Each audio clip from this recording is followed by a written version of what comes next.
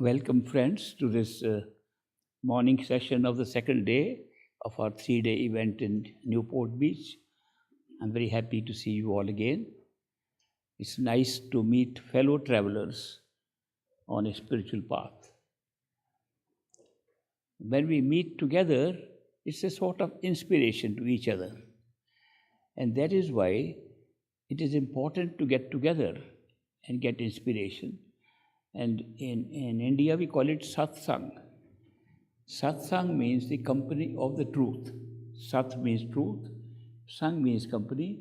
Company of the truth. When two or more people get together and discuss truth, it's called satsang. Satsang is good for us because that's the only time when we can really put our attention on the most important thing that we can do in our life, and that is to find our true home while we are in a human body. And that is why satsang serves as an inspiration for staying on track. We have these meetings here. These are like satsang because we meet here to keep our mind on track.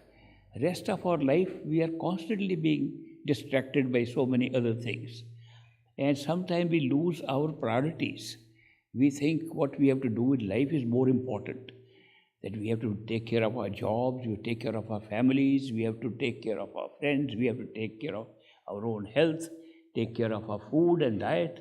So many things are there which draw our attention, and we sometimes forget that those are important, but there is something more important, and that is to remain on track on our spiritual path.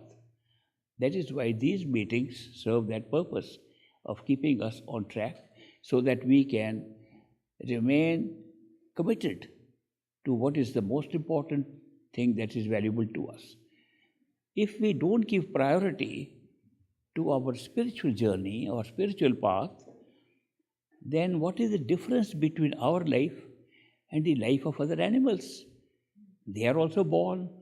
They grow up, they feed themselves, they feed their young, and eventually they are sick and they die.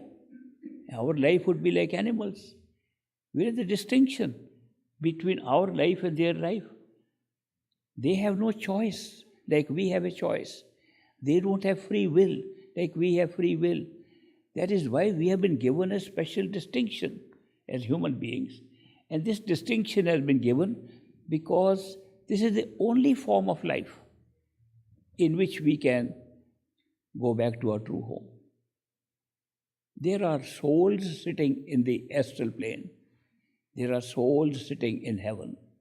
There are souls sitting in the causal plane, and they have no way to go to their true home. They are halfway up and they can't go to their true home because they don't have the free will, they don't have choice making like we have. This choice making is a created experience. It does not mean that we really have a choice. It appears to be a choice. It looks like we have to decide what to do next, although the next is already written. And in any case, by thinking what we have to do next, we will do what is written, inevitably. But because we don't know what is written, therefore we think we have made a choice. This is a very special gift given to us, called the gift of ignorance, because we are ignorant of the future. If we knew the future, gift will go away. So because we are ignorant of the future, we think we make our choices and decide the future. So it looks like that. It's specially designed for that reason, so that we should have an experience like we are making a choice. It is our free will what to do. And that is why when the desire to go back to true home comes, we become seekers and we feel we are seeking with our free will. We want to go there. And this desire sprouts in us and says, I want to go back home. So that is why this particular desire is created by blocking us from the knowledge of the future. In astral plane, you know the future. In causal plane, you know the whole future and past. And there is no free will. Therefore, there is no way to have this seeking that we can have here. And that is why human life, out of 8.4 million, 84 lakh forms of life, And it includes the life in the astral and causal planes also. It includes the life of angels. It includes the life of so-called God running universes. It includes all lives. The only life in which we can have this feeling of choosing something, of seeking, is human life. Dogs, cats, birds, they are born, they live their life programmed, pre-programmed. And they have no choice, they never make a choice. They just go instinctively. If we feel we give them two places to choose, instinctively they decide which one to choose. There is no such thing as deliberation. We deliberate. We think in our mind, should I do this or not do this? Should I go there or not go there? This comes in our mind and gives us a feeling we have options and we have choice. If there were no options, we would have no choice. Options open up to us. You can do this or that. You may go there or not go there. These options open to us. And when the options open, we have to make a choice. Free will is such a beautiful thing. And people argue so much about it. I was at Harvard University and another Indian friend was also in another department studying there. And he called me up one morning. He said, I have found out the truth. Eureka! He said, I found out we have no free will. And I said, what is the argument that came in your head to say you know free will? Because I am sure you called me out of your free will. He says, no. My argument is simple. I believe in God. And I know that you also believe in God. So our concept of God is that He is omnipresent. That means He is everywhere. He is omnipotent. He has all power. And on top of that, He is omniscient. He knows everything. If God knows everything, He must know what we are going to choose. And He must know it before we choose. He won't know after we choose. He must know God is all-knowing. Therefore, He must know what we are going to choose. If He already knows what we are going to choose, then our choosing is fixed, so we have no free will. It's a simple argument based on a theological concept that God knows everything. And we believe it. So therefore, he said, we have no free will. I said, will you come over to my apartment and let's discuss this a little further. So I played a little trick on him. I arranged a tray and I arranged 3 cups on the tray, one of tea, one of coffee, and one I left empty. When he came, I said, would you like to have a cup of tea or coffee or nothing? I got all 3 on this tray. And I said, you have no free will, so you can't choose with free will. Tell me otherwise. He said, all my great knowledge you stumped with a cup of tea only and coffee. I said, I am going to prove to you that you have no choice but to exercise free will. It's not that you have a choice, free will or no free will. You have to use free will no matter what. So free will is inevitable. You think there's a choice? No, free will is inevitable. Every moment in our life we have to make choices. Every moment in our life we have to seek something, decide something, and we deliberate. And we think, should I do this or not? Moral considerations come in. What is good? What is bad? Which one should I decide? So many things happen in your head before you choose. It's all free will. He said, now this is very confusing for me.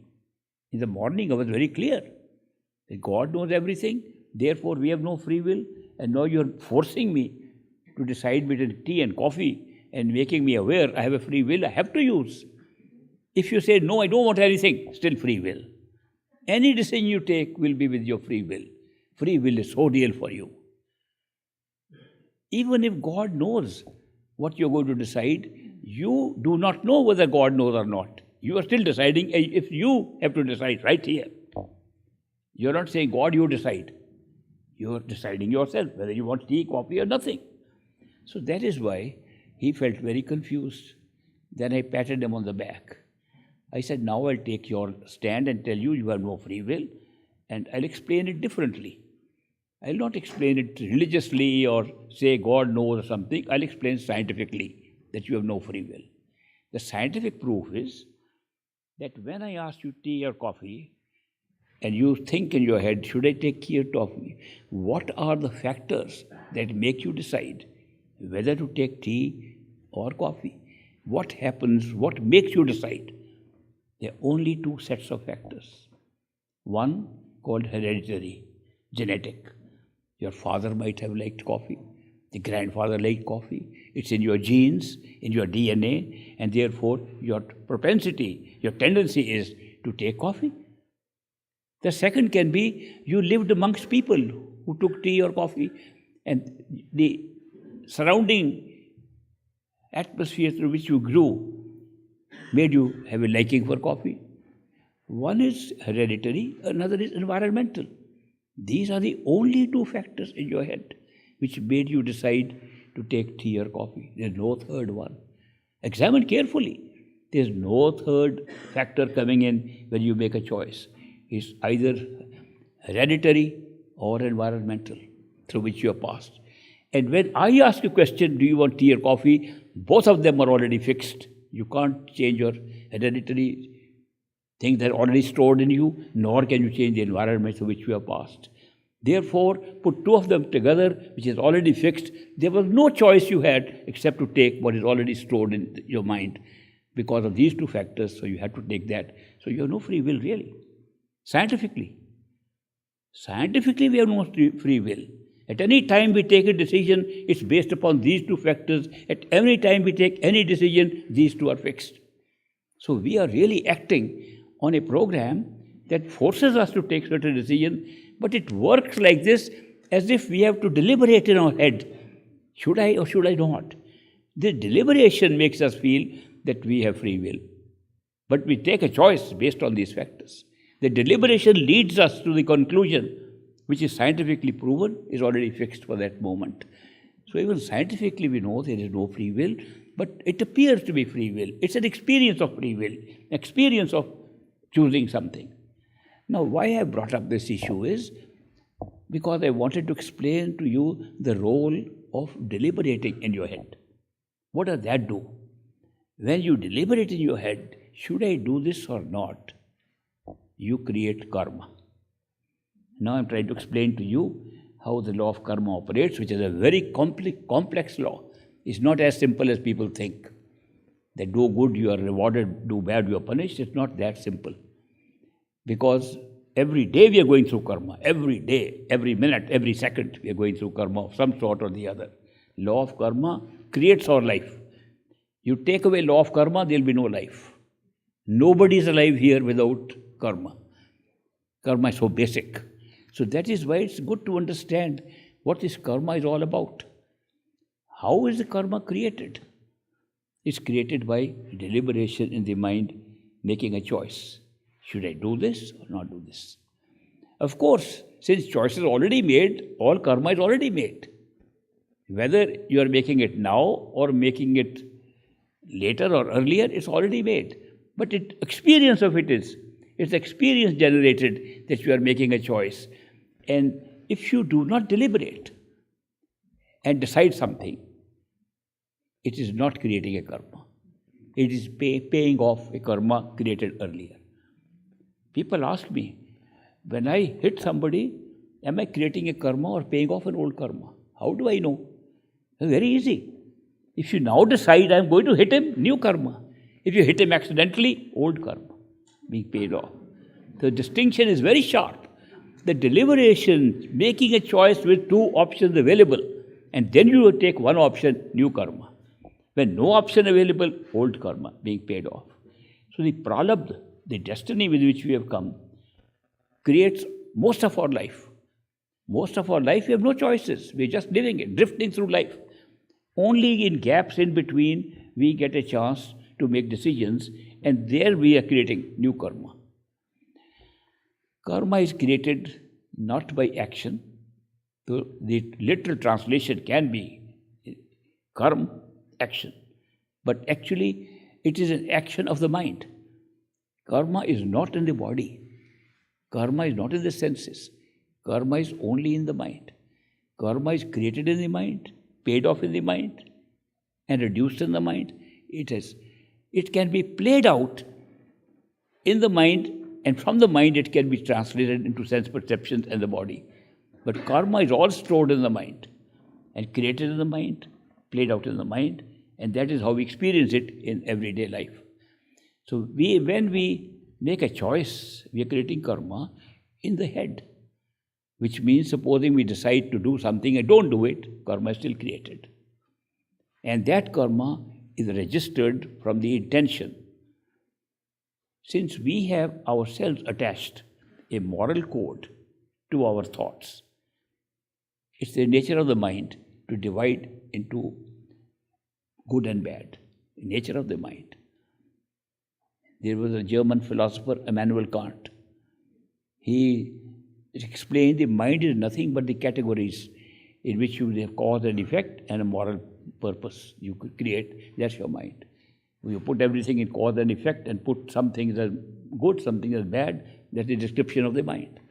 So he explained the mind at length, but this is the main point he makes, that the moral code is set up in our mind. There is no absolute moral code. It appears religion sometimes suggests there's an absolute moral code. Moral codes have changed from time to time. They have changed from region to region, culture to culture. They have been changing all over. What is good today, when I remember, we studied in a school, and the Muslim girls had to wear a burqa covering. They could not even show their hand or their feet, even a little bit, was a sin. Today, the same Muslim girls are walking, you can see them. And if they are very ritualistic, they put a very nice veil, you can see the face also through that. But it's the same thing. It's changed. Concepts have changed. Every country you will notice that the concepts of good and evil have changed. From culture to culture, they change. There is no absolute good or evil. There is a local good and evil generated by the mind in the society in which it lives. And it picks up that, grows up with that, and some of the moral code it carries from previous impressions of its past lives. So that is why it's very significant. If there was no moral code, other living forms don't have a moral code. Birds, animals, they don't say what is good, what is bad. They never think about it. Angels don't think about it. Higher beings in higher levels of awareness never think about it.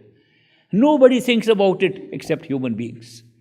Human beings have developed this so that the karma can play out in a certain order, in a certain way. And what is the way? Good, reward. Bad, punish. That's the whole purpose of putting moral value on your actions and dividing them into good and bad. So that is why then we create degrees of karma. That means it's not black and white. This is good, this is bad. No, this is bad, this is worse, this is the worst. This is good, this is better, this is the best. So several categories and several degrees through which you can divide the moral code also. And that is why, supposing a person is faced with a dilemma, if I do this, I'll suffer this. If I do this, I suffer that. Then you choose the lesser evil. Both are evil. You choose a lesser evil.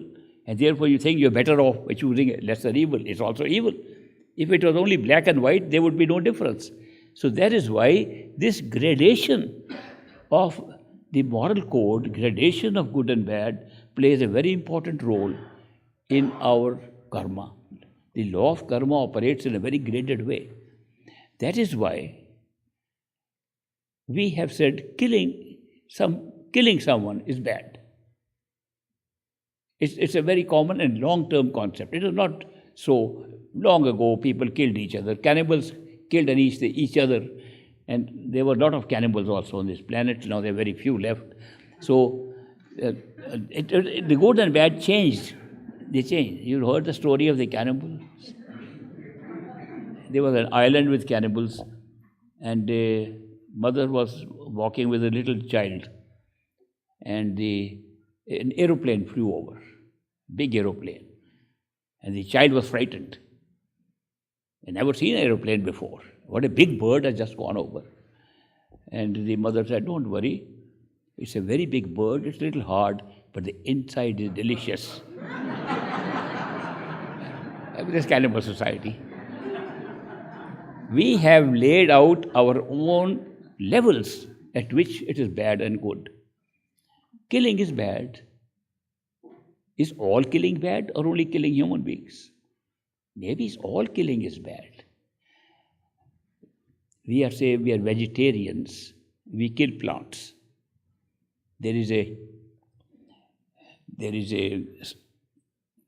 cultural sect in India that believes we should not even kill plants. Therefore, they will not eat a vegetable which, when you pluck it from the ground, is killed. But they will take vegetables which are not killed.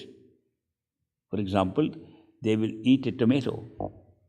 You don't kill the plant. But they will not eat a potato, because you kill the plant when you pull it out. They are very, very careful about the level of sin that they can commit. They try to avoid. But plants also have life. But is the killing of a plant the same as killing of a man? No. What's the difference? Is killing of a goat, killing of a cow, killing of an insect, killing of a bird all the same? Not at all. How do we distinguish the gradation? How do we distinguish which is worse than the other? Is often based upon the degree of life consciousness, how conscious they are. We understand if the plants started speaking to us tomorrow, we'll be very frightened to take vegetarian food. How dare you kill me, supposing I'm pulling up. And I say, wow, this is more than a man, human being. So their conscious level at which they operate is at a very low degree. And therefore, we say that the amount of evil we are committing by eating a plant is much less. Then we go on to insects, like bacteria, for example. We are inhaling bacteria.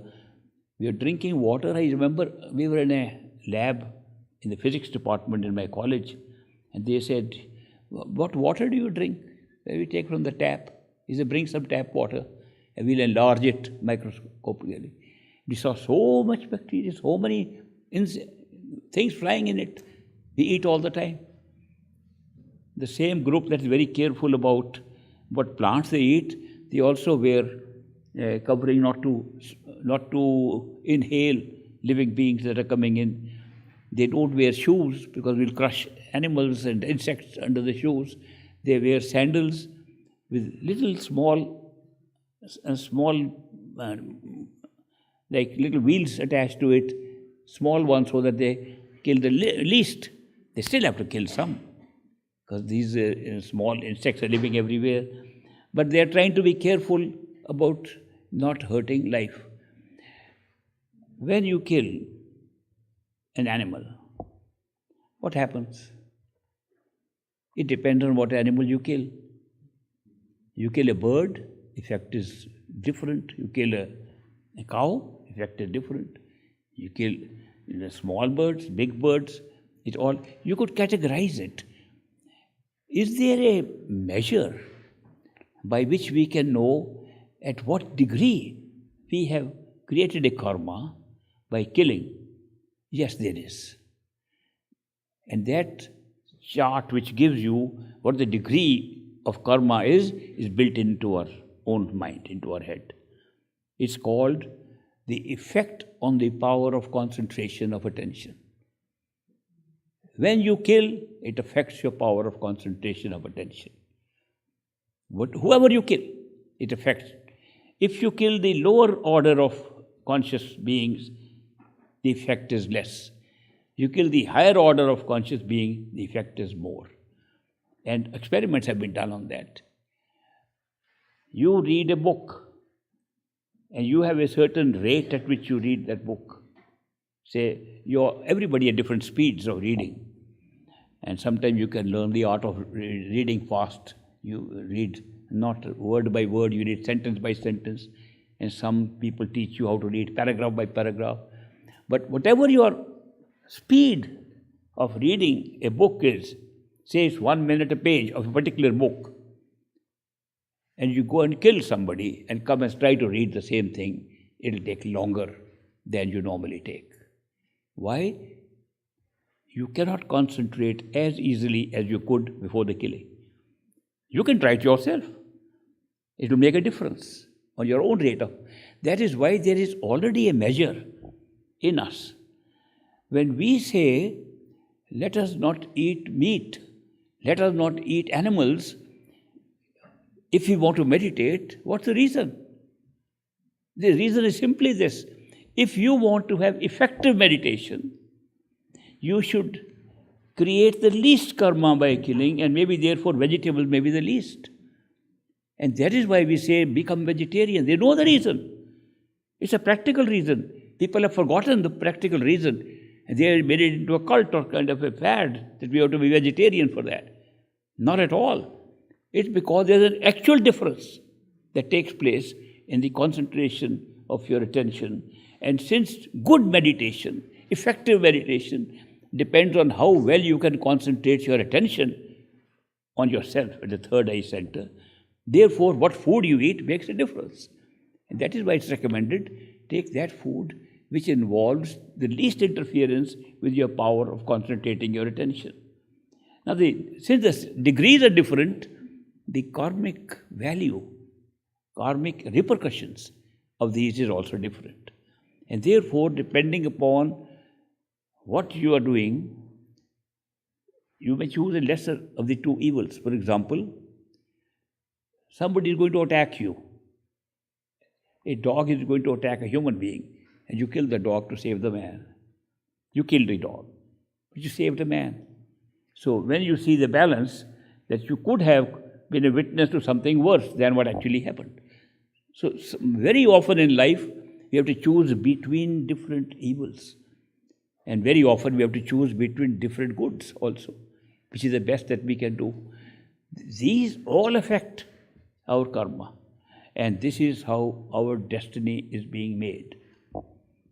We create our destiny with the kariman karma, the karma of acting after deliberation in your mind. That's how karma is created. That's how lives are made.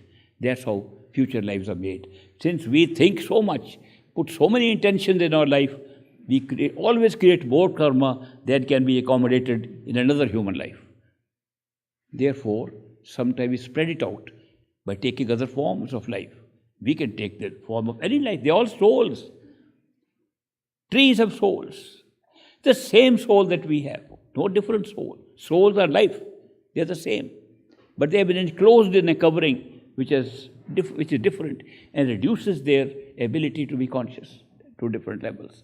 And that is why we may also become like them, depending upon the type of karma we have. So we can go through all forms of life. And sometimes people have asked, is there a particular order in which we go, supposing our karma is such that we have to be a tree for 10 years, an insect for 2 years, and we have to be a dog for 5 years. Can we be a dog before we a tree? No. That is where I thought Darwin was right when he produced the series of evolution, that how you come out from one species to another. That's exactly how karma operates. We go through a progressive evolution of form until we come back to human form again. Sometimes you come directly from human to human if your life is reasonably well controlled and you don't create too many evil or bad karmas. So that is why it's important to understand that this rebirth is created by our own self, from our own karma, from our own intentions and actions of past lives. Since there are so many, we create a prarabdha with our karma, our destiny with our karma, and then we also create new destinies during one play out of a life. What is surplus and cannot be accommodated in one future life goes into a reservoir, a reserve, very huge reserve, called the Sinchit karma, also held in our mind, also held in our brain, not held anywhere else. If it was technologically possible to explain, I'll say it's a brain cloud. Now everything is in cloud nowadays. But this is the cloud inside the brain. So therefore, the Sinchit karma is in the brain, in the mind. The mind does not die when we die. The mind does not die when the astral body dies. The mind survives. The mind survives for millions of physical years. Therefore, the same karma, the same Sinchit karma, the same reserve karma goes on and makes it possible to keep on having new lives even if we have not created much karma in one life. Supposing somebody wants to have a karma-free life. I thought when I came to United States that people are living karma-free life. How did I get that impression? Because they kept on saying, go with the flow. If you really go with the flow, you don't create karma. Because go with the flow means don't deliberate. Just go with what the circumstances tell you. Just go with what coincidences tell you. Go with what other people tell you. Don't make any decision in your head. You're going with the flow. No karma. Supposing you go with the flow and create no karma and you're just very careful not to put too much attention in the head but say, I'll go with whatever is happening outside. I'll just flow with it. There's plenty of stuff we have in the Sinchit, the reserve karma to create more lives. This is a very big trap. Karma is the only real trap from which we are trying to get out here. So karma keeps us here circulating all over and over again. Now, we have made these destinies with our karma. But we were not here all the time. How did we come here in the first place? We had no karma when we came. Souls have no karma at all, at any time. Not even now. The karma is created by the mind, held by the mind, play out by the mind, stays in the mind. Never touches the soul.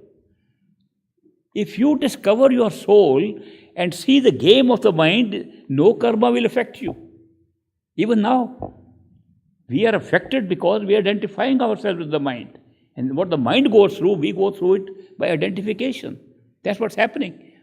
But when we came first time, there was no karma on us. How did we create it in the very first time? The karma is picked up when the soul descends to the level of the mind. There is no karma in our true home in Sachkhand. There is no karma even in individuated souls in what we call Par Brahm, beyond Brahm. There is no karma there at all. When we come into the region of the mind, where they say is the Brahm, the Brahman that creates the regions, all regions here, when we say we come to that level, that's the first time the soul makes a choice. The mind has a repertory of destinies already prepared. You can study it and you can look at it in one instant. The soul is used to working in instants. It works in instants here, it works in instants there, it works in instants in its true home. The soul instantly picks up what it thinks is the best karma of one life. It comes to this world for one life, for experience, for a little adventure. Soul says, let me have an adventure, I'll play a DVD, this one I'll play, and feel that I am inside the DVD in the character. And it picks up what are the possibilities. And there are millions and trillions of possibilities of what life you can have. And the soul picks up one and says, this is not good because this is too heavy. But if they say, oh, this is a good one, it's all good stuff, I'm going to have a good time. But it's not in the physical body. It's in heaven, in the astral plane. No, that's no good, because if I'm in heaven, I can't go back home. I want to pick up that where I can go back home. They say, just by way of making it look physical, that only 10% of the souls make that decision. I want to be careful to pick up that DVD packet of destiny where I can go back home. Therefore, they pick up a human life. Many of them are sitting in angels, many are sitting in astral planes, almost for eternity. They pick that up. They have no way to go back. They are praying, if we can change our DVD to go back as human, we'd love it. If you go inside and meet them, you can find out what they are doing. Those souls are virtually trapped in a higher level of awareness. It's only in human form that the free will comes where you can get out. So that is why clever souls like us, we are all clever souls. Congratulations. We decided to pick up that DVD in which we could be a human being. And we will come and have an adventure and use our means of going back and go back home when we like, after the show is over. Some say one human life in terms of cosmic time is just, 100 years? 80 years? That's not good enough. No, it should be at least 1,000 years. Okay, I'll pick up 10 lives. Then I want to go home. Some say, no, I want about 20. It depends. What is your spirit saying at that time? And you are being already influenced by coming into the region of time and space. So you can see how it's spread out. The play will be spread out here. So you decide, all right, after so many lifetimes, I want to go back. This is enough adventure for me. Then you pick up one life. What is the consequence? That one life has a built-in pralabdha, destiny, that will lead to 10 more lives before you meet a master and come back. Already decided.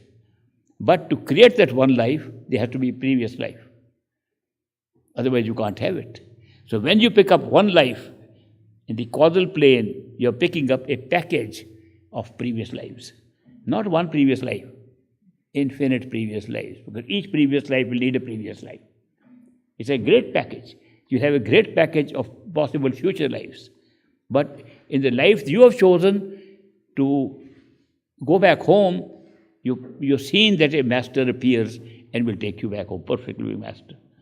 So this choice is made by you at that time when you pick up your life destiny. And once you come in here, you're rolling in. If you made this choice to go back home after a certain time, a master appears in your life. If you haven't made that choice, you can be here for so long as the show lasts, which can be till a paralaya takes place or a dissolution of the whole show takes place when everybody goes back up, which can be millions of years, sometimes trillions of years. It's a very long epoch that one can stay here and go on circulating. One has to understand the nature of karma. It can trap you if you haven't made a decision to go back home. And the decision to go back home and pick up the right DVD, the right life, the right destiny for one life is made at that time. It's only people, those who have no idea, they're just out for adventure, not looking back whether they can go back or not, which are most people, by the way. And most people do that. Very few are really making an arrangement to go back after few lives. Most of them want to go back, not go back at all, or not worry about it. They don't care. It's just a show. It's not real. Which it is actually. But it's a reality show. It's a show created with reality in it. So when you get trapped into reality, you can't think of anything else being more real than where you are trapped. So that is why this reality show becomes the only reality for us, and we get trapped and we go right over and over in this cycle of reincarnation. And this is the effect of the first choice we make, which is a real choice. Here, choice is not real. But since we have the ability to make a choice, now who makes that choice? Important point. Who has made a choice when we had no karma at all? And we are entering into the levels of consciousness and levels of worlds where karma plays such an important role. The soul makes a choice. That means soul has power to make a choice. The soul still has a power to make a choice. But we don't let it make a choice now. What's happened? Soul could make that choice, and now mind makes all the choices. How did we delegate our whole authority to something, an accessory added on to us for the sake of creating space and time and creating cause and effect and creating karma? How did we delegate and give away our own choice-making capacity, our real free will? How did we hand over to a mind which can only operate in the illusion of free will? We did not hand over. We identified ourselves with the mind. Soul is still there right now. Mind is still there right now. We can use the soul's will and we can use the mind's will even now. One is called mental will, and one is called spiritual will. Right now we have two wills in us, but we don't use our spiritual will.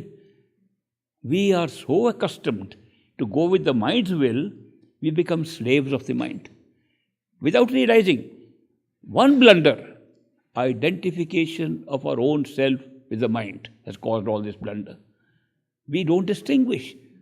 The thinking machine is not us.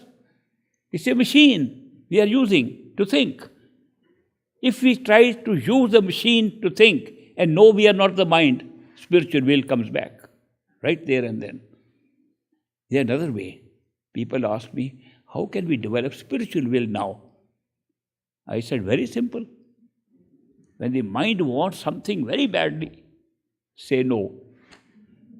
The mind will say, only one time, no. Okay, till tomorrow postpone, no. If you have the capacity to say no to your own mind wanting something, and you don't have to do all the time, if you do it 2 or 3 times a day, even 2 or 3 times a week, you'll develop your spiritual will. We don't do it. So people say, what will happen if we develop spiritual will? Do you know what will happen? You will become the master of the mind. Mind will become your slave. Right now, the mind is the master and we are the slaves. It's a big reversal. Therefore, one has to learn how to develop the spiritual will, come into it, assert ourselves, not let the mind run our lives, which it is doing. And if you can develop your spiritual will, that's soul's will. And both wills are existing in us. You can always say there is something in us that tells the mind no or yes. Everybody knows. The soul is there, soul is life. The life force is telling the mind, the thinking machine, to think in a certain way or not. We can control the mind not by trying to control thoughts. Nobody has succeeded in that. People say, my mind is troubling me. I say, mine is too. What are you saying? I've spent all my life on spiritual path. My mind is also troubling me. Then how do we handle the mind? We fight with the mind. We are trying to fight with the mind. In meditation, people have a big problem. Mind becomes the most active during meditation, preventing you from thinking of your own self. Always thinks of things outside. Oh, I forgot that. I forgot this. Oh, what about that? What's happening tomorrow? What am I doing this? Or how long have I been sitting now? The mind does not let us stay in the third eye center. Leave aside being ourselves and going to know ourselves. It does not even allow us to stay where we are. And then outside things are attracting us. I remember I came to California many years ago, and there was a good friend of mine, a good meditator. He used to meditate regularly. And I came from India. It was a long journey. I was very tired. But when I arrived, he said, very good, Ishwar, you are old disciple of great master. I'm happy we'll get a chance to meditate early morning today. That was the day I wanted to really sleep, to take some rest. But I had to keep up my face. Yes, I'm an old disciple. So I said, all right, 3 o'clock in the morning, he set an alarm. And the alarm rang. We both sat up with the crossed legs. We sat on the floor in the right way, you see, to meditate. Now, I was not able to meditate, but from time to time, I opened one eye to see him meditating. Every time, I don't know if it was a coincidence or what it was, almost every time I opened my eyes, he was looking at his watch. we had to meditate 2.5 hours. And he had to make sure it's 2.5 hours. We don't get up early. And every time he would look at the watch, I would say, first I said, what is he worried about time? Then I realized he's trying to make sure it's 2.5 hours. With great difficulty, with the struggle, we passed 2.5 hours. And he got up and said, what a great meditation. Ishwar, it's wonderful you came here. We had good 2.5 hour meditation session. I said, yes, my friend, very good meditation, but the meditation was on your watch, not on the self, not at the third eye center. I said, it was not on your watch when you looked at the watch. It was all the time. All the time you were interested in finding out how much time has passed. And that is why the mental will, which takes you out to the watch, kept you out all the time. That meditation was useless, did not serve any purpose at all. So we do useless meditation quite often, and we think we are still meditating. We should do effective meditation. Effective meditation is, imagine you are there, nothing is outside, everything is happening there. Any imagination, you want to speak, you want to dance, you want to travel, do everything inside, not outside. That's how you pull the attention inside. First, place yourself there. Don't even think of meditation unless you feel you are inside your head by imagination. Imagine you are there, and then you do it. So that is why when we are being led by the mental will all the time, mind is always trying to push us out. Can we stop the mind? Not really. Another incident, many of you might have heard from me before. Another student in the college, in the university, also once said he has learned by a yogic technique and by putting himself in a certain asana and putting his breathing in a certain way, he can stop the mind. And the whole attention is only on the breath of life, and no thinking. I was shocked to hear that. I said, I would like to meet such a person. So I invited him.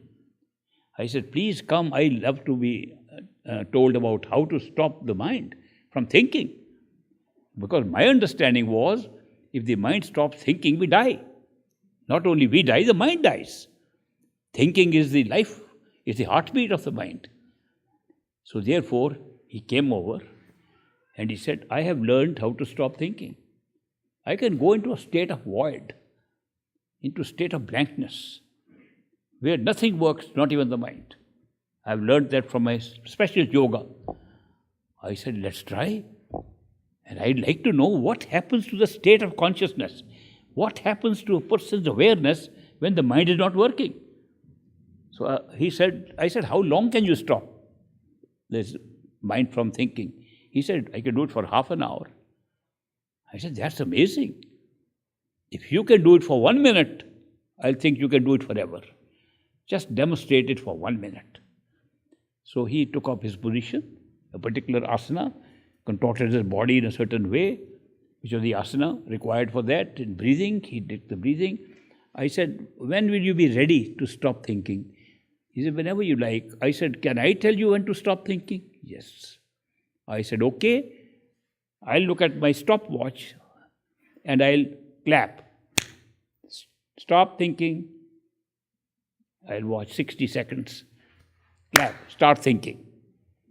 Then we will examine what happens to awareness when you're not thinking. So we conducted this experiment. It was in my apartment. We were both sitting there. And he got into that position and he was doing the breathing exercise and I clapped. And I was looking at my watch. After 60 seconds, I clapped again. I said, now we'll examine what happens. I said, I am going to ask you a few questions.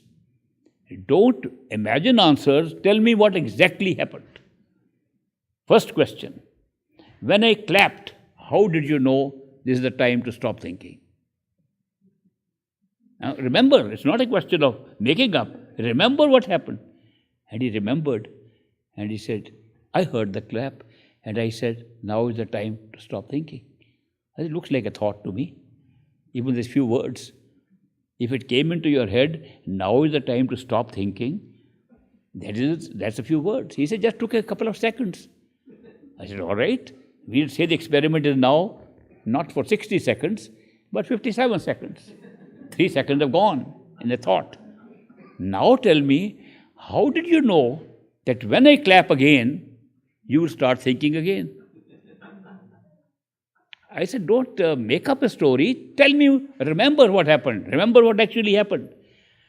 He said, I do remember. After I said, now is the time to stop thinking, I said, and I will not think it again till he claps again. It looks like another thought to me. I said, after that, what happened? Did you then forget these two things, or they remembered them? After a few minutes of discussion, he said, oh my God, I was thinking all those 60 seconds. It's a great illusion to create that we are in a void. Mind thinks in several levels. Mind does not think in one channel. Mind thinks in so many levels. For example, supposing you are repeating a mantra in your mind. Mind is repeating a mantra. It's in a certain sound, a voice. It's your voice of the mind.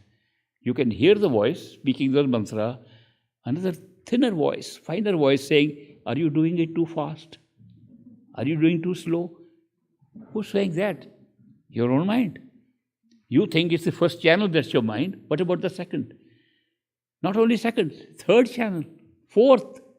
When it goes to third or fourth, you think you're not thinking. The thoughts that he came up by remembering them were not in the main channel. And that is why he thought he stopped thinking. Mind never stopped thinking. Mind would die if it stopped thinking. Mind has several levels of thinking. It can work on the several levels at the same time. And you can watch it. You can think of something, another commentator sitting inside, and a commentator upon the commentator sitting inside. There are different levels at which thoughts take place. And that is why the mind functions like this, day and night. Even after we die, the mind still not stop thinking. Even after physical body dies, astral body dies, mind still not stop thinking. It's a continuous process of thinking. So that is why to say I can stop thinking, it doesn't happen like that. Then if you can't stop thinking and mind is bothering you so much, what do? Then you don't fight with the mind.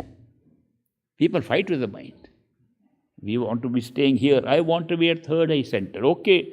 Mind says, no, don't you remember you didn't eat your breakfast today?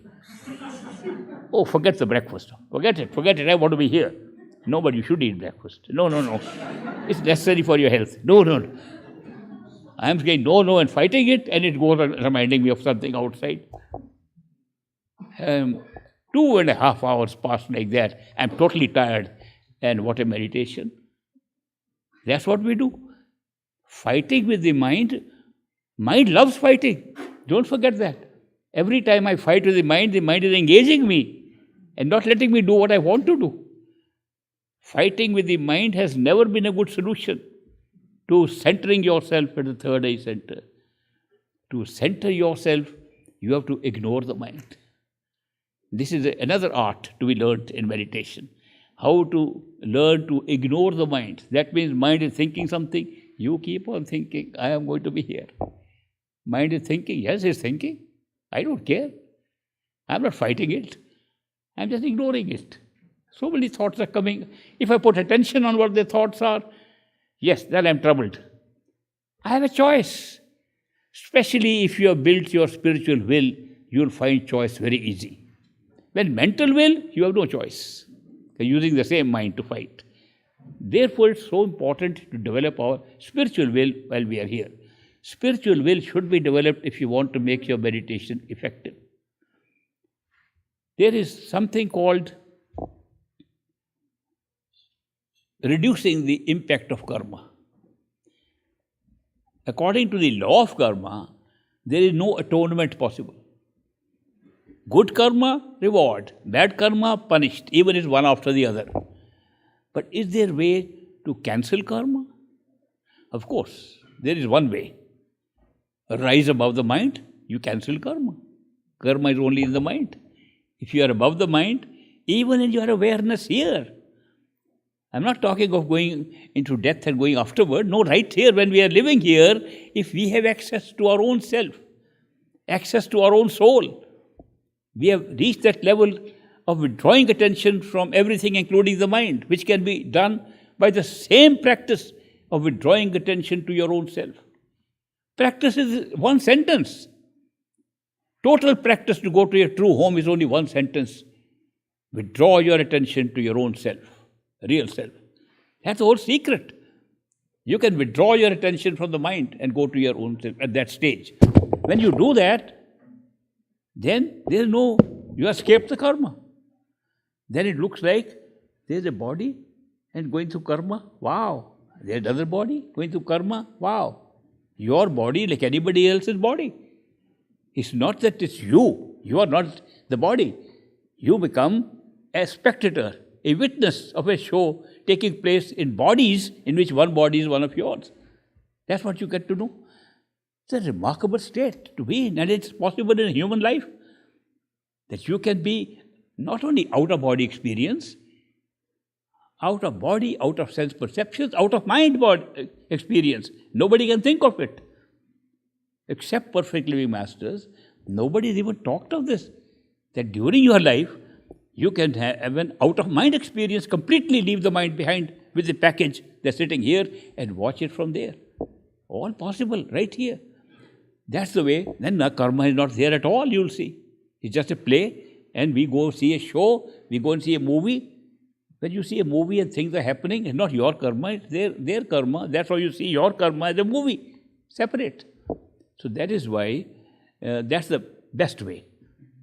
But short of that, there is something called reducing the impact of a karma on you. Meditation helps in that. When you meditate on your own self, the impact of even the pralabdha karma becomes less on you.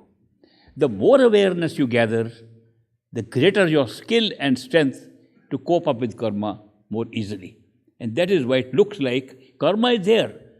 Other people see the same events happening in your life. They don't impact you the way they would if you were not having an inner awareness. So that's a big advantage, and we call it its lessons. It lessens your karma. Anything else that lessens your karma? Yes. Darshan of a perfect living master lessens your karma.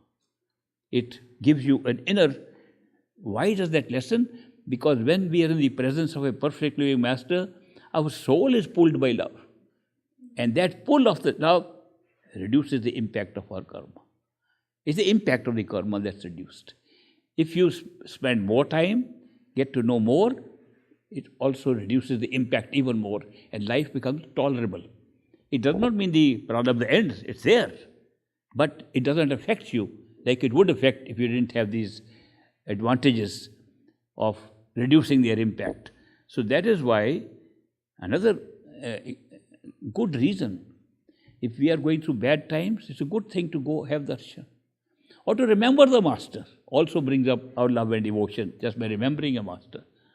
So when we have, say, master gives us something, a prasad for example, blessed food or something, and we eat that food, we remember the master. Impact is reduced of karma. It's not the karma is gone, karma is still there. The impact on you. When you say you, it's a soul. I'm not talking of mind or senses or body. The impact on the soul, which is identifying itself with the mind, senses and body, that impact is reduced. And people who are living their spiritual life, constantly thinking of the master, go through life smoothly.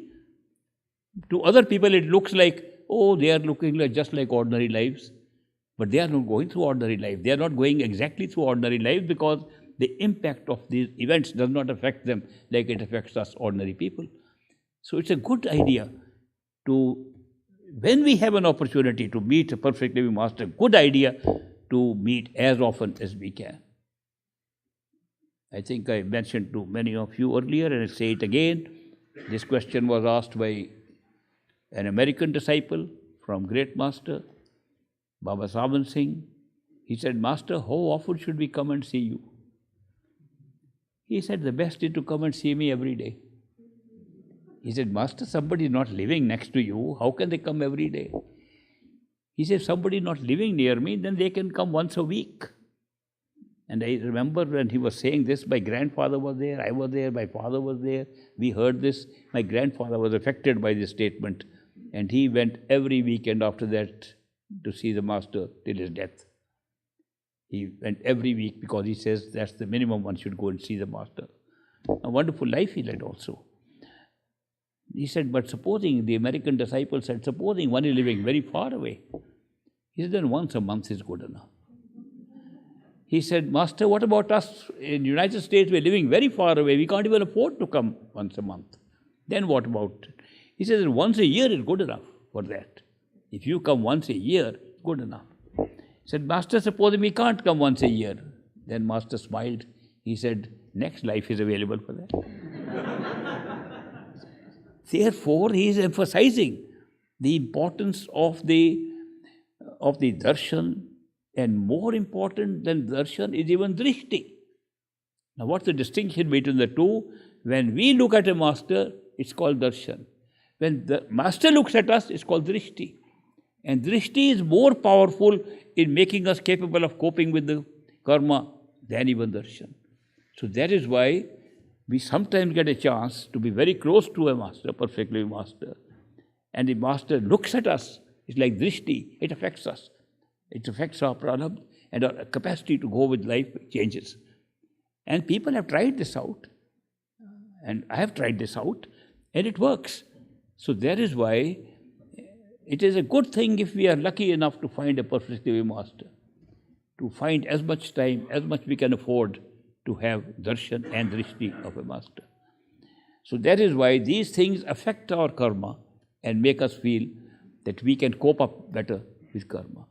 But the karma creates life. Supposing every event in our life, everything from the first breath we take to the last breath we take is all controlled by karma. Some people come to me and say, isn't my karma over now? I said, if it was over, you wouldn't be here, you'd be dead. Karma, if karma ends, you die. Karma sustains you. Dr. Julian Johnson, American surgeon, physician, and educated man, he became such a good disciple of great master. We used to walk together to the river. And he became friend with me. I was much younger than him. But we became friends because out of the young Indian boys, I could speak English. I used to go to English-speaking school, English teaching school, and the others were not. So therefore, he became my friend, and I used to accompany him. And he was a tall, white guy from here, so I was also a little fascinated. How is he understanding great master better than us? Things like that. But we compared notes all the time when we walked. When he came to the master, he would very often make a request to great master, Master, help my cousin in the United States, in Kentucky or somewhere, and he's suffering from this thing. Master said, okay, I'll pray to Baba Jamal Singh to help him. Then he would say, Master, there's some friends of mine are suffering, and please do that. He would make requests to Master. Sometimes he make requests for himself, what he can get a little better in life. After a couple of years, I was walking with him. He said, I have been a very stupid person, asking Master for these kind of favors to interfere in the karma of people. I didn't realize that karma is a great package of goodies, both good and bad. It's a great platter of goodies given to us. These are his words. A platter of goodies, a platter of good and bad. It is this platter that's making us human. If we didn't have this both good and bad, we wouldn't be here. We wouldn't have a master. And I am trying to change that pattern. I am requesting him to change the pattern. I should appreciate the pattern. These words have never left me of that man. That we try to feel, oh, everything should be good here. And we don't realize it's good and bad combination that has given us the opportunity even to have a master. We wouldn't have a master except for this. So, and he helps us to cope up with the bad part. and enjoy the good part. What else do we want? We should live life in that way. That is why when we look at karma as a whole package, it's a beautiful thing arranged like this. A little more meditation helps us to begin to sit at the third eye center and look at life. That's the minimum one should do. If you don't want to go to true home right now, you are enjoying life here, do at least one thing. Begin to meditate so much regularly that you can anytime feel you are sitting behind the eyes, opening your eyes and looking at this world. Your life will change. You will know you are a witness of the life and not an actor. The body is acting, you are a witness watching it. Then good and bad will have a very different impact on you. Just one step. That one step can make that big difference. So that is why this package of karma we picked up, and some people say, why did I pick up such a bad one? They come to me, did I no sense that I picked up this horrible karma? I said, no. You found a master in this karma. How can you call it horrible? If you have all kinds of bad things happening in this life, how would you call it bad if in that very life you also found a master who takes you out of the whole system of reincarnation? It's a good karma. So you can't judge this karma just based on some events that are being created by our own self of the past. That is why we don't really fully judge the situation correctly. We just go through hard times and we think this is a bad karma. No, hard times and better times, they both come to all of us. And we have to cope up with them as best as we can. If you sit there and watch this life, it will be easy for you to go through both good and bad times. And you can try it out and see if it works. It does work. So this is a big thing about the law of karma. It dictates our whole life. And what we can do within this life created by your karma is cope up as best as we can, and with meditation and staying at your as close a position as to the self in your head, third eye center. Learn to be there as quickly as you can. That means when you learn to be there, it will be split second and you can be there anytime. You can watch the world and your body as an actor anytime. When you can do that, life becomes easy to go through, no matter how many ups and downs you have in it. It's a big advantage. I call them peripheral advantages of meditation. Main advantage is to get out of the system, to go beyond the mind. But this can be done very quickly. I am happy to share these thoughts about karma, how we create it, how we made a first choice, how we can change things, how we can change entirely if we develop more of our spiritual will. Learn to say no to the mind. On those things where the mind is very keen to go ahead with something, say no, and learn to say no firmly. That no to the mind is spiritual will. No to other things is mental will. No to the mind is spiritual will. So develop spiritual will. It will also help you a lot in doing better meditation. I'd like to take a few questions from yesterday, because there were still some with George. So George, can I take some questions now?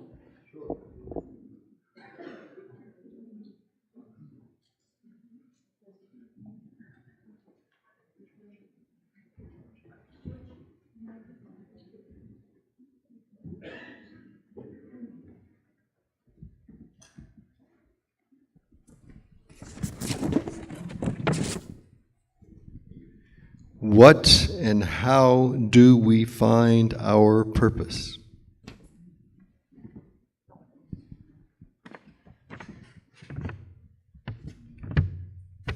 What and how do we find our purpose? Purpose of life, human life, is to find the way to go back to our true home. That's the main purpose of human life. To find it, we seek it inside. We always, when we want to find the purpose of life, look inside. Look inside yourself. Look inside your thought. Look behind the thoughts. And you'll see your purpose of life is to escape from the cycle of birth and rebirth. Ishwar ji, If I could hear the sound while repeating the Simran or words, but the sound fades away when I close my ears, then what should I do?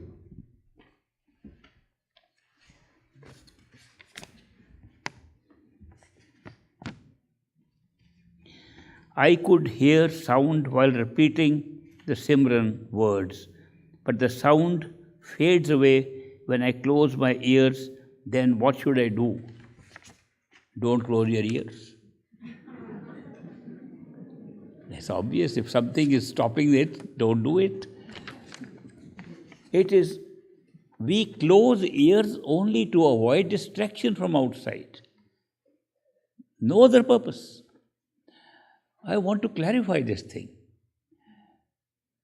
People who were initiated long ago, like myself, in India, were taught to close our eyes, close our ears, adopt a particular position.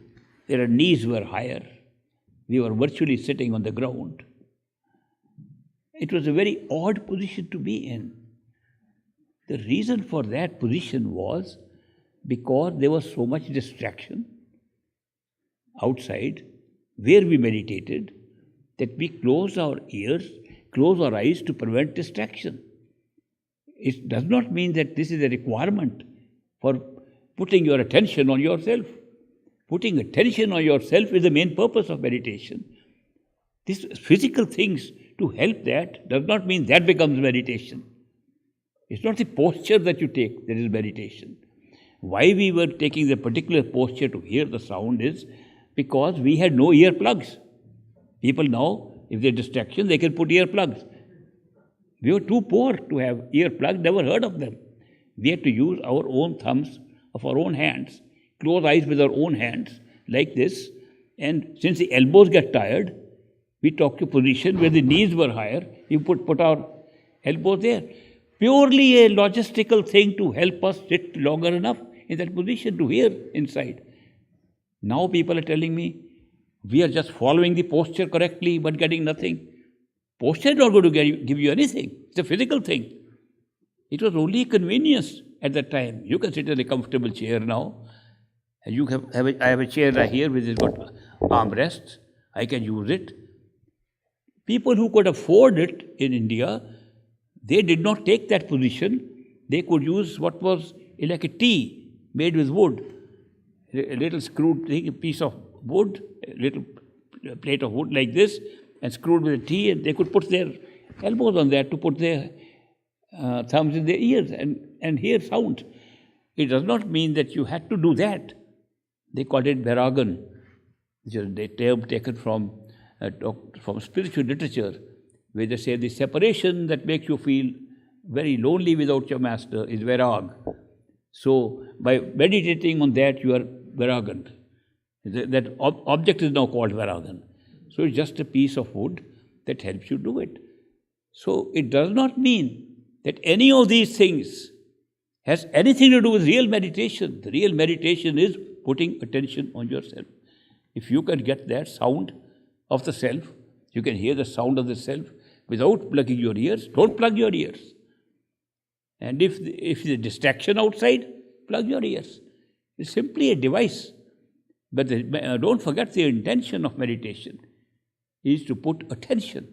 Attention which you're putting outside, don't think of outside, think of inside and say, what's happening inside? Where am I? What am I doing there? Who am I? And stay there.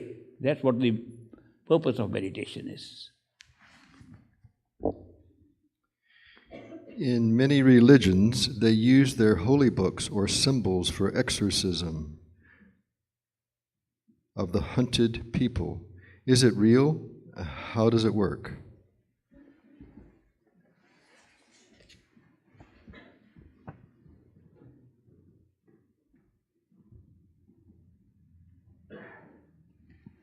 What's this word? Religions. Okay. G is not there. Okay. Sorry. I thought G is for God and it's spelt G in the middle of religions. This spelling is RELIOIENS. God is missing, religion is still there. Which is true of most religions anyway. In many religions, they use their holy books or symbols for exorcism, the haunted people. Is it real? How does it work? How does it work to remove the spirits from haunted houses or to get rid of haunted people? I believe in spirits. I believe there are ghosts. I believe there are souls which are disembodied. Because when we die, we don't go anywhere. We are still around. If we have attachments in life while we are living in a physical body and then we die, we try to remain close to where we are attached. Therefore, our disembodied self, which is only the astral self, which is without matter, therefore we can't see it. But the sense perceptions of that body is intact, they can see. So don't forget, these ghosts and spirits can see us. We can't see them. So they are very frustrated at that they try to shake our hands and we can't feel it. And they feel very frustrated. They want to touch us and we don't feel it. So they are very miserable that they are not able to touch the very people whom they loved so much in their lifetime. And they roam around like that. And because they are trying to touch us, they try to say any means that they can use, including willpower. And when they use their willpower in a disembodied state, something happens. We say, we feel a presence here. Yeah, I know my mother died, but she's here. I can feel her. I can see some spirits are so active, they use their willpower. They can, for example, switch on lights. Electronic things are easier for them to handle. And that is why nowadays, with more electronics coming up, they have become more active, these spirits. There are two types of spirits. Two types of ghosts or spirits. In India, we call them by two different names. One are called Bhoot and the others are called Pret. Bhoot and Pret. Bhoots are those who are running around searching for something which they couldn't find in their human life. They are searching, they are still searching, so they are roaming around. And since they have a light body with no matter, they can roam around faster, and that's what they do. Prets are stuck to one place because that is what made them die most of the time, like a murder, like an accident, like an early death before a normal notional time would have come. Those are prets. Those who die unnaturally, suicide, murder, accident, who die earlier than would have been a normal expected life. Now, what was their life? Their life was when they died. What is called a notional life is what they would have lived notionally if they hadn't died on that time. They remain a pret till their notional life ends. That means they're still here, but not in a body. And therefore, they are the ones who are mostly called haunting people or haunting houses or haunting places. I was young, but I knew that these spirits, if they are negative spirits, they are afraid of the powerful words that masters give us to keep negativity away. The words that a perfect living master gives us to repeat are charged words. Charged means it is empowered to be used to keep negative things out so you remain on a positive path. So those charged words, they drive the negative entities away. So in a way, I have been doing some exorcism, I think, driving spirits away. And they were, I did it in this country also. I remember there was a house in Detroit.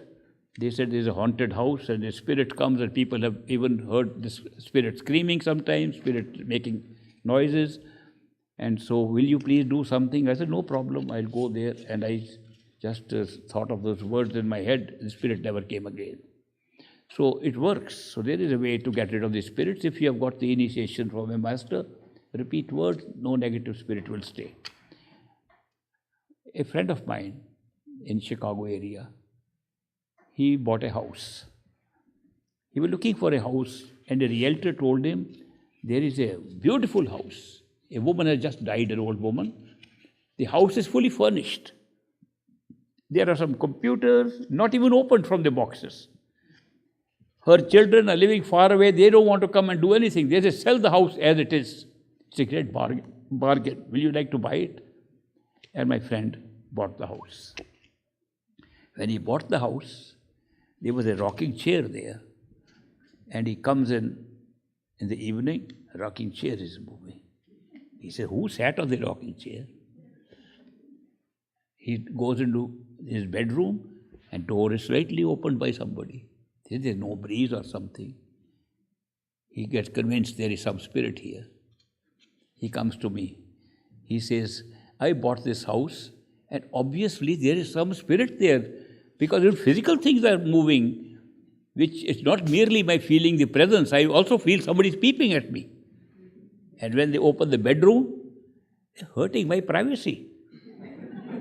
I said, that's a dangerous situation. Other things are normal, or rocking chair doesn't matter. But opening the door of your bedroom at night is not a good thing. I said, don't worry, I'll come and help you. I said, it is obvious that the lady who owned the house thought that her children would inherit the house, the children would take care of everything. Children didn't care. So she is attached to the house. She is attached to all those things. So that is why she is there. She wants to be living. She thinks it's her house. And you are an intruder here. So that's why she is coming again and again and trying to tell you her presence. But why are you bothered? Let her stay. He said, no, I'm bothered. I can't sleep. I said, okay, we'll find a solution. I'll tell her to go away. So I went to his house, and I said, leave him alone. He's afraid. Why are you here? Obviously, she heard me because she left. So he was happy. No more rocking chairs. No more opening doors. 2 months later, she returned. And same thing began happening again. He said to me, she's come back. I said, naturally, because she has no place to go to. Her whole attachment is in that house. And the attachment is what brings the disembodied spirit there. So that's why she's come. Okay, I'll do something different. I told my wife, and I said, we have to remove this problem of his. We went and said, give a piece of furniture that she really loves and you feel she's attached to. Take a chair or this piece of furniture. We put the furniture in our car and brought it home. She is happy, he is happy. Our lights are burning and doors are opening now. In our house, in South Barrington. So we said, why not give her a good chance? And we took a bigger piece of furniture and took it to Bruce, Wisconsin, and put it there. Now those lights are burning and those doors are opening by themselves. All I'm saying is these spirits do exist and they try to show their presence as much as they can. Sometimes you can just feel them, they're there. But they can't do much because they are without any matter. They have no physical bodies, but they have attachments, very strong attachments. Another thing for which we are responsible to holding them back is that even if they are on a spiritual path and would like to go back and not get attached here, we pull them back by trying to remember them again and again. People come and say, my mother died, can't I see her again? Can't you bring her back? Can she not reveal herself? I said, she is on her way to the astral plane. She's trying to go up. Why are you pulling her back? Do you love her? If you love her, you should pray for her to go higher, not pull her back again. The more you say, I miss her, I want her to come back, the more you're pulling her back. She can hear you. You can't see her, you don't even know where she is. Then let her pray for her that please go ahead. You are lucky, you had a master. You please go ahead. Don't try to come back for another life. Pray in that way. So I give advice to people. So these spirits are there. If you are fortunate to have an initiation, use your mantra given to you by a master and the spirits will go away.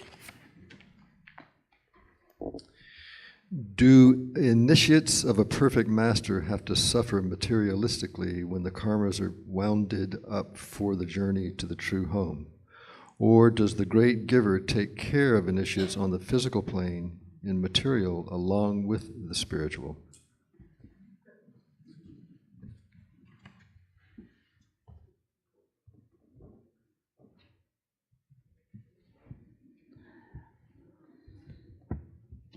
Do initiates of a perfect master have to suffer materialistically, that materially, when the karmas are wounded up for the journey to the true home? Or does the great giver take care of initiates on the physical plane in material along with the spiritual? As I explained earlier, our life has tangible and intangible karma. Tangible is, we have more money, we are rich. It's supposed to be good karma. Intangible is, somebody broke my heart. Nobody knows whether I'm rich or not. I'm suffering because somebody broke my heart. Intangible karma. It's a combination of these that constitutes our life. Masters take care of both by helping us to cope up with both effectively. What happens when the masters help us to cope up with karma? Materially, people can't see much change. Internally, they can't see because it's internal to us. Our happiness comes from inside, nobody can see. Oh, this person suffered from a loss in his job, this person suffered from this thing. They see the material things outside and thinks that it didn't help.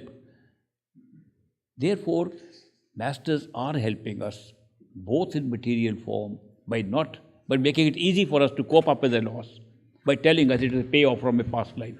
Sometimes even showing us why we suffered a loss and what we owe to somebody in the past. If you meditate regularly, you can even see that. We are just passing by paying off our karma, and that can be seen. Sometimes seekers pray to masters and request, Master, can't you speed up my karma? Can't you please let me go quickly? And when masters say yes, it looks like things good and bad both are happening very fast. It can be accelerated, but it's accelerated on our request. And many people would like to go through this, finish this stuff and go back home. Some people who are young, they say, is our karma very heavy, and at what stage does it really come in our life? It's supposed to come in the old age mostly. Can't we pay off now early? I've seen great masters granting that also. Okay, you're a little more trouble in the beginning, more peaceful time at the end. So these little shifts can take place with master's intervention. But it does not mean that you have to materially be losing something because you are on the spiritual path. People gain, people lose, according to their karma. It's not that it's because of the spiritual path that these changes are taking place. And gaining materially or not is a visible thing that other people see. But the real part of the karma that affects us is mental, emotional, and is not physical or material at all.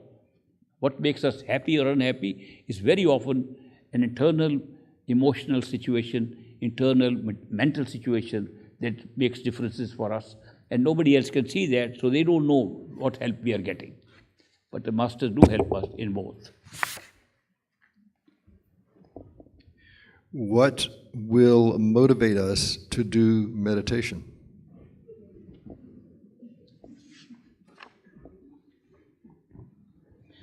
What will motivate us to do meditation? Suffering. That's the truth. People don't come to spiritual path when they are not suffering. They are enjoying life. Why would they like to go anywhere? When life hits us, materially, emotionally, mentally, in any way, when we suffer a setback, we think of God. We think of spirituality. We don't think of it when everything is going good. So what motivates us to do meditation is the unhappy situation that we face. And if we take a census of the world's population and say how many people are happy and how many are unhappy, it will be a very strange result to see that almost the whole world is unhappy. They are unhappy because although their life has moments of happiness and moments of suffering, the suffering is carried on longer in their minds than the happiness. Happiness goes away fast, suffering stays longer.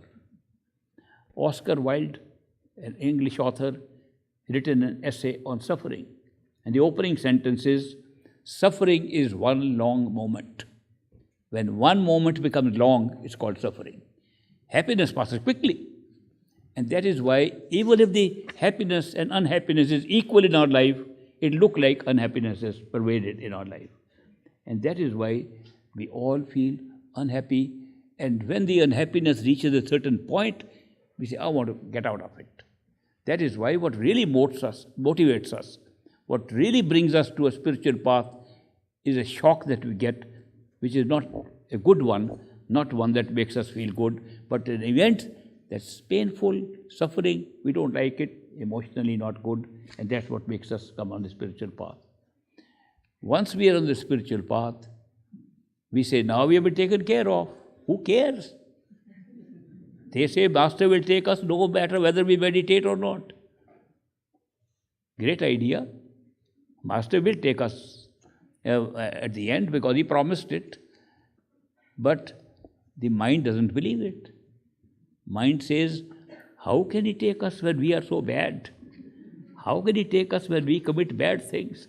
Will he forgive us? Maybe it's too bad for him to forgive us. Mind has strange thoughts. We better do something better. And we meditate. So that's a good motivation also. To meditate, we don't want to do bad things, we'll be left behind. And here the good people, they are all going home. So there are several factors that help us to meditate. Sometimes, but the best motivation is when you begin to enjoy meditation. When you begin to enjoy what's inside and see the inside sights and can travel to various strange places which are so attractive, when you can visit heavens, when you can visit galaxies with other populations living there, then you can see this, our planet is not alone, and people in the physical world are questioning, and you have ability to see. This is the strongest motivation for meditation. Therefore, the strongest motivation for meditation comes when meditation becomes enjoyable. And that's why you have to first meditate when it's not enjoyable. To make it enjoyable, then there's greater motivation for meditation. This is two parts.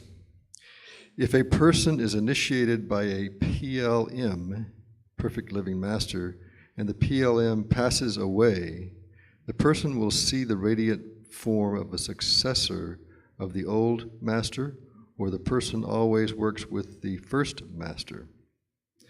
Becoming a PLM, part two. Becoming a PLM requires to be chosen by the previous PLM as a successor, or any disciple of the previous PLM who reached to a certain level can become a PLM and initiate people. That was a question. I thought you were reading an essay or something.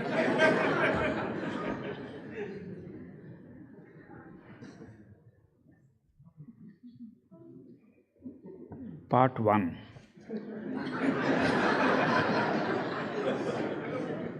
If a person is initiated by a PLM, which means Perfect Living Master, if a person is initiated by a PLM and the PLM passes away, the person will see the radiant form of successor of the said master, or the person always works with the first master. Always works with the first master. Let there be no confusion about it. So many people think, master is gone, now we have to follow another master, to look for a successor. The master who initiates us is our master. Always. Not only after he passes away, after we pass away, he's still the same master. After we go into an astral self, he's still the master. We go into higher levels, causal plane, in a million years, he's still the same master. Master does not change. That very form of the master, the very physical form of the master that initiated us, continues to be our master. And we don't have to change masters for that reason at all. You can get guidance from successors, other masters. You can ask questions from other masters. But that does not mean you have to change a master. First master stays with you all the time. Part 2. Becoming a PLM required to be chosen by previous PLM as a successor, or any disciple of the previous PLM who reached to a certain level can become a PLM and initiate people. Perfect Living Master is now traditionally being known to the people by a previous Perfect Living Master, naming that he will be my master. It's not a requirement. For example, in this world, this planet, there was a Perfect Living Master in Africa. Seekers appeared in China. He had no choice at that time to travel even. Nobody traveled. There was no Perfect Living Master in China. A Perfect Living Master appeared. One of the disciples appeared there. Nobody appointed him, but he appeared there. That means, how did he appear? Now that requires a bigger understanding of what a perfect living master is. A perfect living master is total consciousness and is prevailing everywhere. He's not prevailing in one place. He's not a body sitting someplace. A perfect living master can appear in any body at any time, because the perfect living master is totality of consciousness available to all of us, everywhere. Every human being is capable of becoming a perfect living master. The capacity, potential to be a perfect living master lies with all human beings, without fail. Which one picks up can be anybody. How is it picked up? Which one should be the perfect living master? Depends on the seekers in that area. Seekers is in the access of that human being. So human being is picked up by a perfect living master based on the seekers of the true home in that area and at that time. So that is why several perfect living masters come from time to time, in place to place, depending upon the seekers.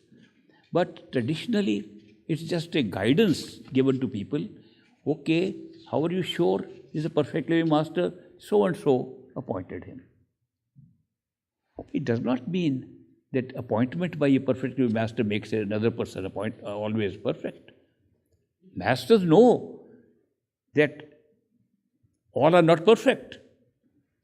Masters can appoint people who are not perfect living masters and declare they are perfect living masters, knowing that the desire of people in that area is no longer for the spiritual seeking which there was in their time.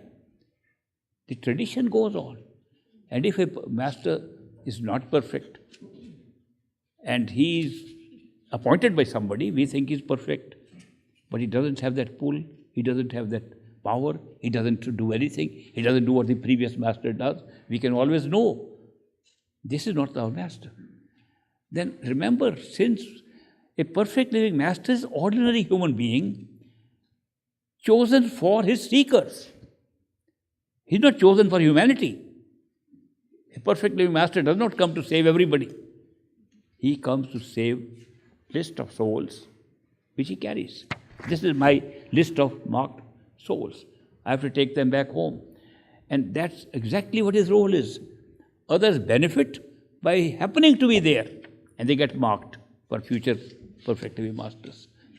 So therefore, the appearance of perfect living masters, which has taken place throughout history, without any predecessors. We always say, who was his master? Who was his master? You can't trace back. So that is why it was only for convenience of people close to current disciples to have a little indication, this could be your master. Another thing, there may be perfect living master sitting here, and there are two people sitting there. He is a perfect living master for one and not for the other. It does not mean that because both are there, the same perfect living master. The one person may have that human being, perfect living master, another one may be marked for somebody else whom he will meet later and get initiated. So the role of a perfect living master is limited to picking up marked souls. And they can appear anywhere. And we are all qualified. We have the same stuff in us. They don't have anything extra. It's not that they have something extra, these perfect living masters, which we don't have. We all have the same thing. We all have access to our true home. We all have the same thing built into us. Our consciousness is built the same way. And therefore, anybody can be perfect living master. Also, it's important to remember that a perfect living master is an ordinary person in every way except their awareness. They have the pralabdha like ours. They're born, they have previous lives like ours. They're born with the destiny like ours. They die like us, like ours. No difference at all in their life, in their events of life, in what happens. I have had a chance to see many masters. Some may be perfect, some not, I don't know. I know one perfect living master, and I have no doubt about that one. His photo is right here. Great Master Baba Sawal Singh proved to me he was a perfect living master by proving that what he said, he proved. What he said can be done, was done. Therefore, I know he's a perfect living master. Personal proof. It's not what people say, it's a personal proof.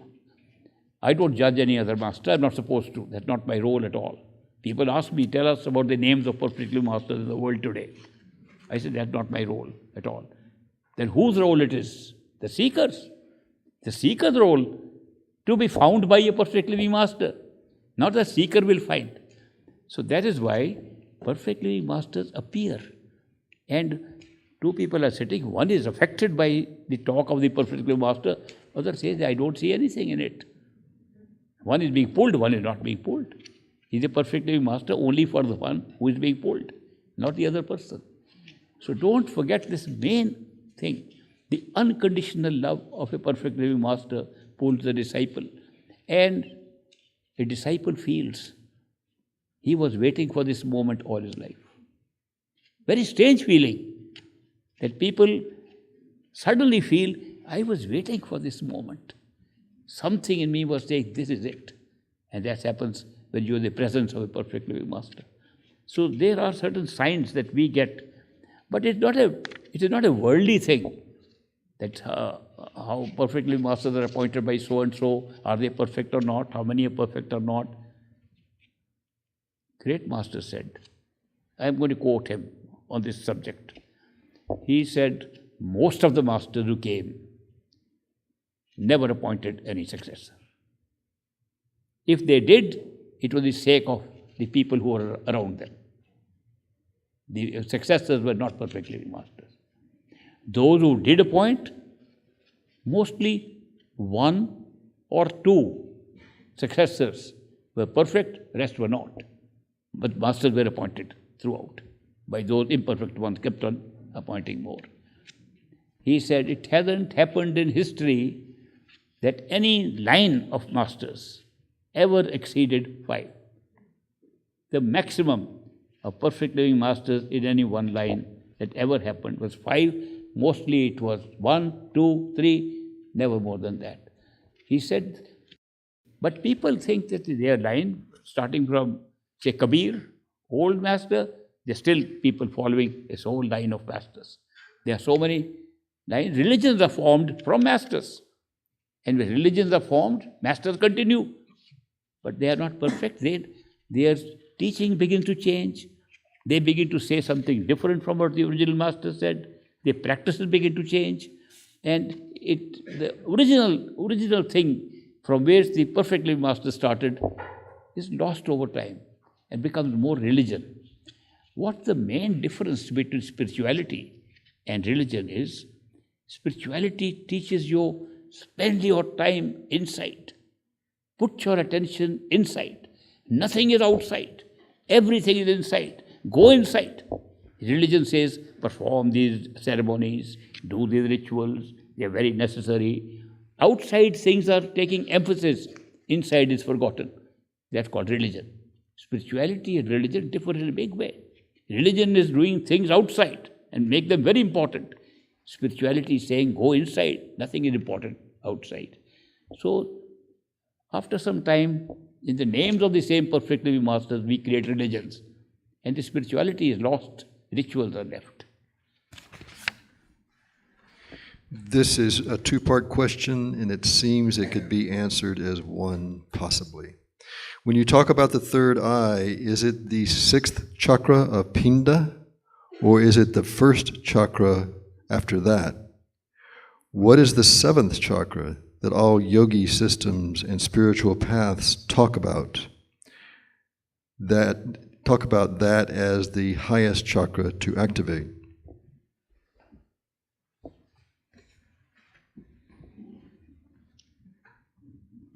Somebody asked me, why do you read the questions again?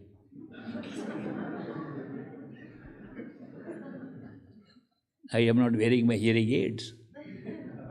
When he says, I don't know what he said. So I have to read it for myself. So it also is good I repeat the question, so I am aware of what the question is. Otherwise, when I'm not hearing something, I have to guess what somebody is saying. When I first came to the United States, I didn't have a proper eyesight because I had got cataract surgery done. So I was wearing very thick glasses. They were monstrous looking. People thought I was a monster with those glasses. Without glasses, I couldn't see anything. Also, I couldn't understand the accent of the people. So I thought the best way to deal with the situation is say, yes, yes. That was terrible. I gave such wrong answers. Now, I've got hearing aids. I use them when I have to listen really. And I have got some contact lenses, so I can read and hear. But I like to hear myself when I read the question and then give an answer. It was just an introduction why I read the second time. Okay. When you talk about third eye, is it the sixth chakra of Pinda, or it is the first chakra after that? The third eye, we call it the eye, is behind these eyes.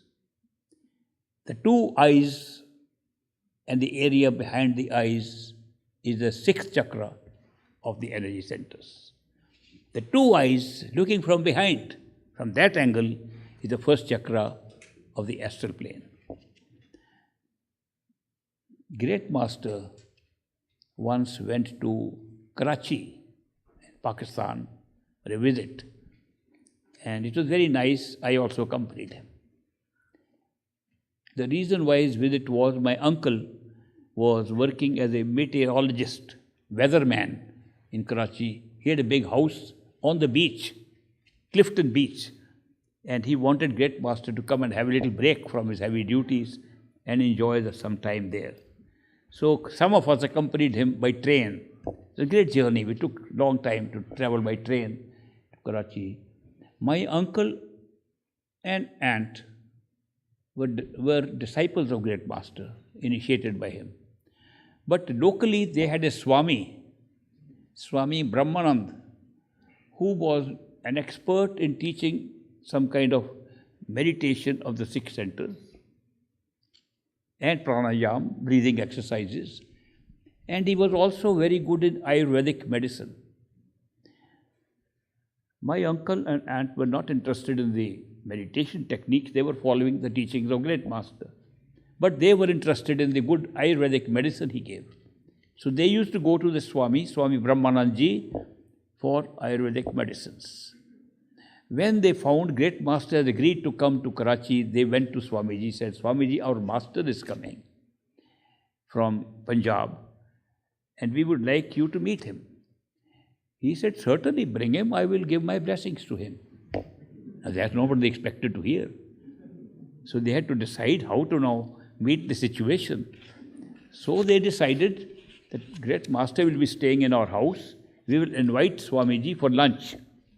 And they had a small sofa, love sofa. Only 2 people could sit on it. We'll make great master sit on it and Swamiji also sit on it. So on the appointed day, Swamiji came and they said, please sit down, we'll request great master to come. So Swamiji sat down, great master came, said, Master, please sit down. This is the Swamiji we talked to you about. So great master folded his hands like this.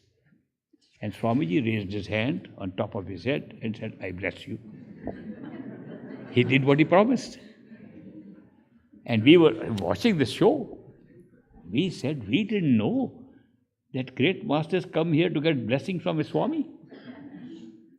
As it happened, few minutes later, great master said, Swamiji, isn't it a pity that all the yogis and Swamis are caught up in these 6 centers of energy, not realizing that the awareness and spirituality does not lie in them, but lies in the 12 chakras, the 12 centers inside of awareness.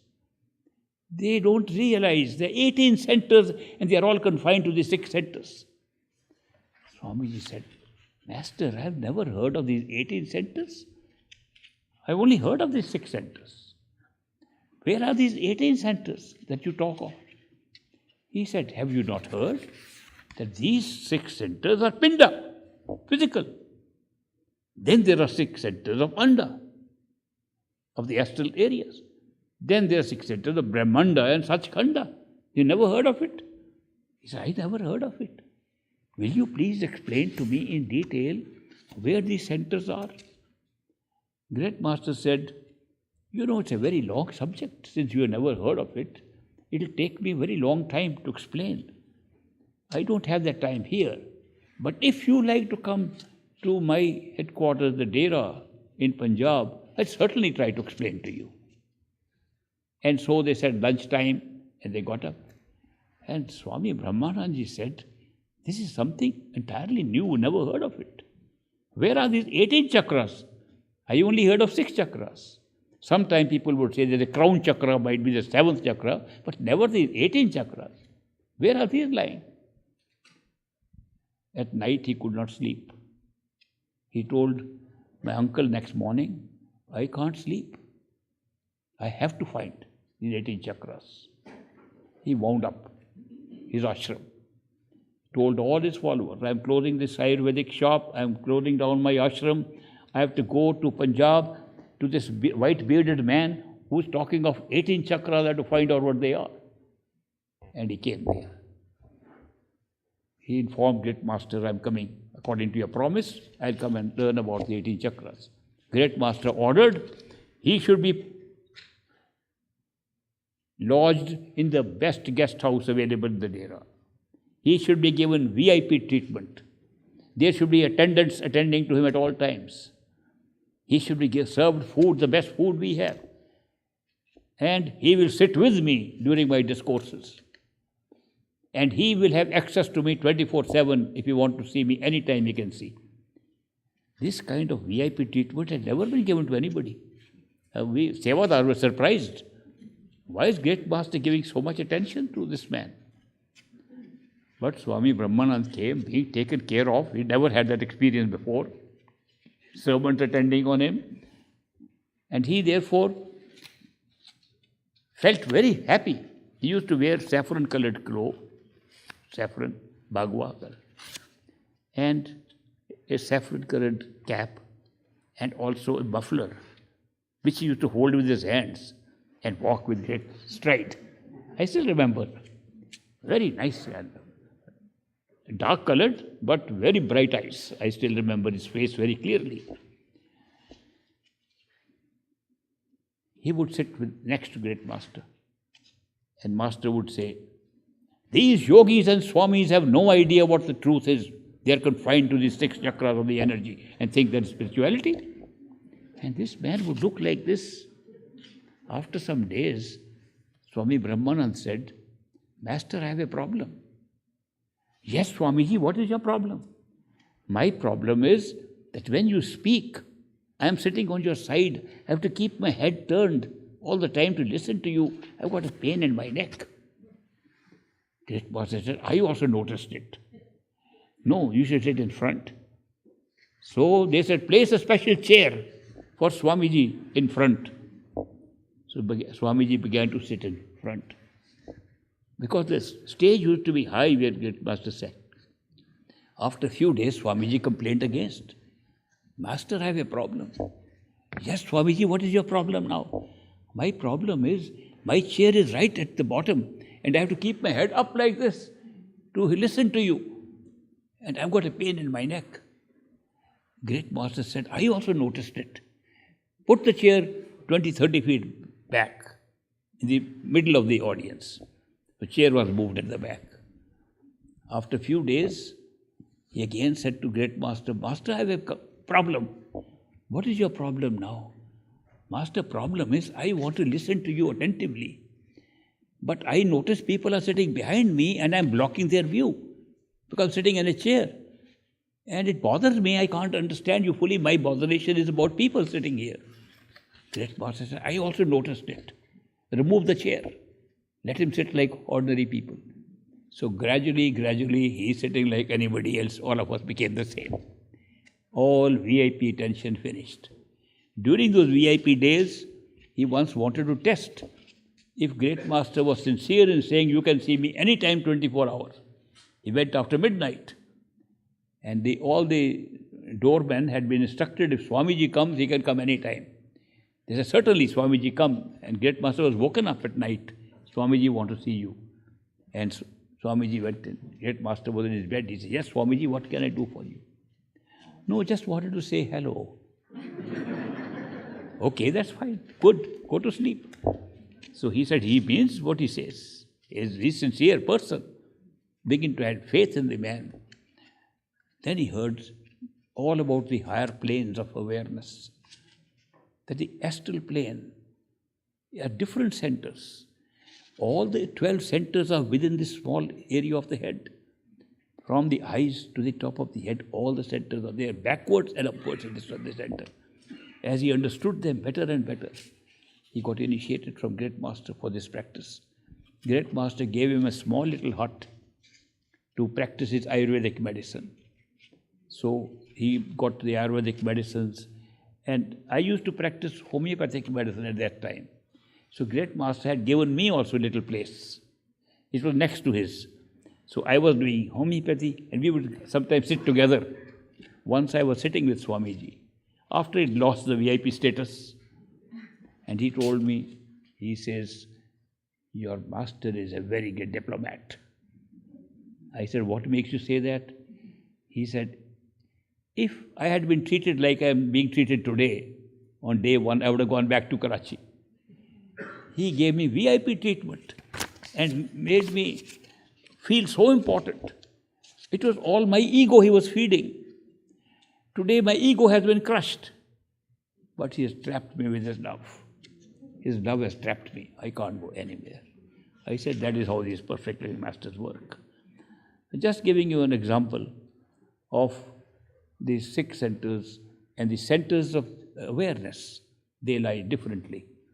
And the spiritual path is centers of awareness. I have practiced both, by the way.